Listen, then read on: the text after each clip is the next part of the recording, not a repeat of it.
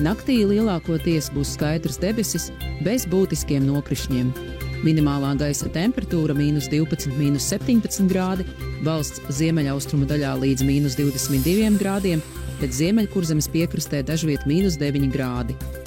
Dienā būs pārsvarā sauss un saulains laiks, maksimālā gaisa temperatūra -11, -16 grādi, bet valsts ziemeļaustrumos līdz -18 grādiem. Kurzemes piekrastē vietām -9 grādi. Turpmākajās dienās daudzviet gaidāms neliels sniegs, bet kopumā nokrišņu nebūs daudz, un pēc sniega segas pilnīgas nokušanas tā vietām neatjaunosies vai būs pavisam plāna, tādēļ gaidāms kailsals.